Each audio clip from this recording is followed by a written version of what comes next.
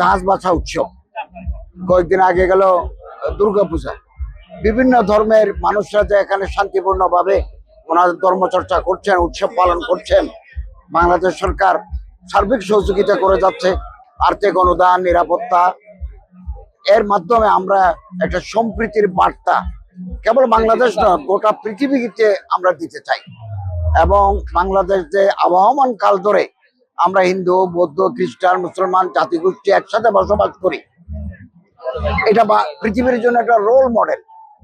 এখানে ধর্ম নিয়ে হানাহানি নাই, একসাথেই আমরা এদেশে বাস করি, চাকরি করি, শিক্ষকতা করি, আমাদের অধিকার সমান।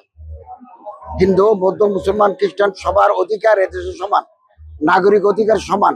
এটাকে আমরা কেবল মুখে বলি না, এটা প্র্যাকটিক্যাল, এটা আমরা প্রমাণ করে দিচ্ছি, প্রমাণ করতে চাই। এবং এরকম একটা বার্তা পৌঁছে গেছে। মাঝে মধ্যে ঘটে, আমরা মুহূর্তের ভিতরে, আমাদের ল এনফোর্সিং এজেন্সি অত্যন্ত অ্যাক্টিভ।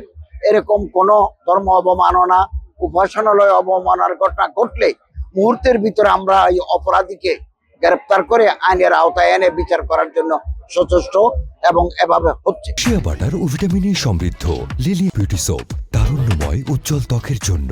রিমার্ক